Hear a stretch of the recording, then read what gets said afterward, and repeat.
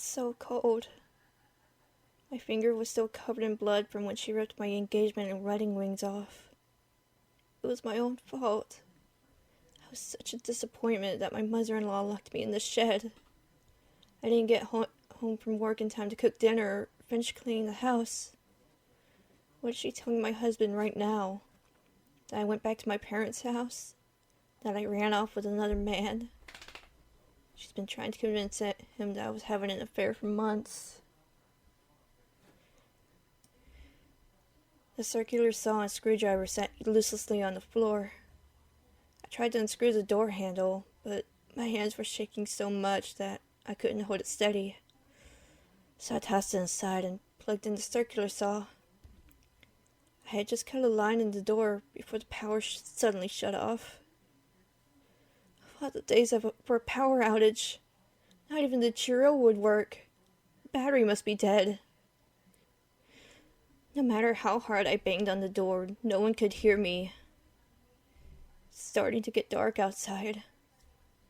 I don't think he's home yet. I wonder if he'll come home at all, after the lies she's probably feeding him right now. All I could do was huddle in the corner, trying to stay warm. It was so cold that I could see my breath in the air. My mother-in-law wouldn't leave me in here all night. Would she? She knows I wouldn't tell him what she did. I was the one who couldn't finish my chores after all. I don't even have a voice to call for help. But it's been so long. It's getting darker outside. Will she tell him that I'm in here? Will he rescue me from this? As the sun sank lower in the sky, it was beginning to look more and more hopeless. I can't feel my hands or feet. No way she would leave me in here all night. No way. If only I had my phone. If only I could call for help. If only I could text my husband and tell him I was here. How am I going to get out of this? I've never felt so cold. So alone.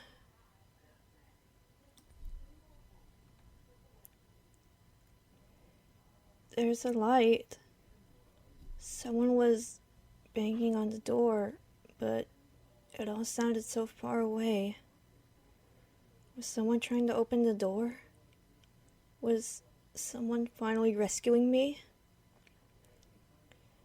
I couldn't feel my body, but somehow I managed to get up just as the door was forced open. I could only make out the silhouette of the large man against the orange light of the sunrise. Was that my husband? He came for me. He's finally here. He called out my name and we ran to each other. I extended my arms to him. I couldn't believe it. I got ready to wrap my arms around him, but he went right through me. I turned around to see him get on his knees and cradling my body. I didn't even register what might have happened to me until I saw him crying as he was holding my frozen body in his arms.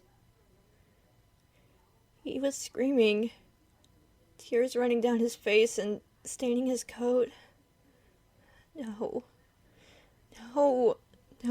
this can't be happening. I can't die on him now. He needs me. I can't leave him like this. What about my family? What about his family? I can't do this. I can't leave him like this. I turned around and found my mother-in-law standing outside in the snow.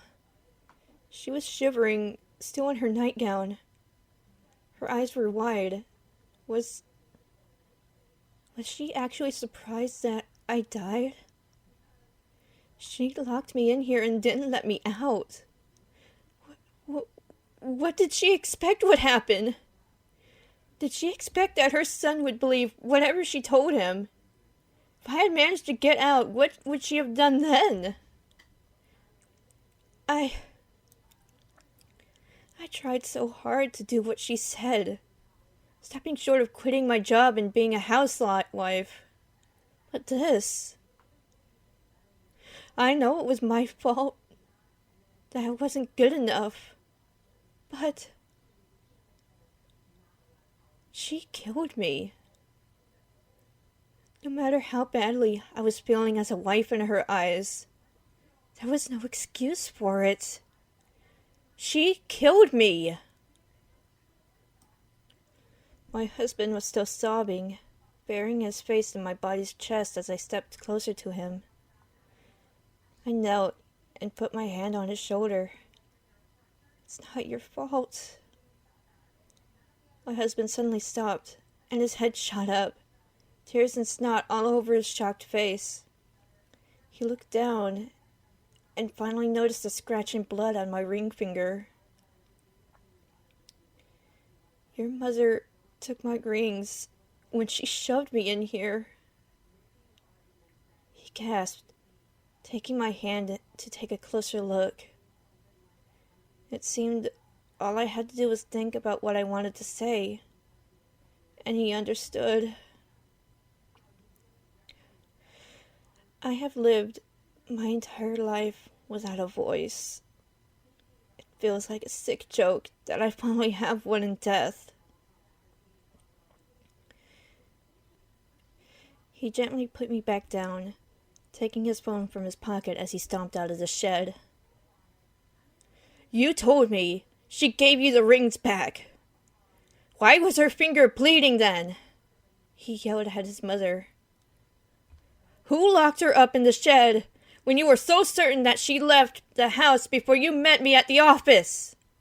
Answer me! I've never heard him use that voice before. He sounded like a different person. His mother looked just as surprised as I was. She just stood there, frozen in place. He gave up on getting an answer and went back into the shed as he called the police. All his mother did was watch him go. And that silence made me so angry. No apology, no explanation, no accountability. She just stood there, looking like a child who's been yelled at by her father. That was my mother-in-law. That was the woman who made my life hell ever since the wedding. That was my murderer. A fucking coward when her actions have finally gone too far. I can't believe I tried to follow her impossible standards, only for her to kill me and remain silent like this. No. No. I stepped closer to give her my final promise as her in-law. I will make you pay for what you've done.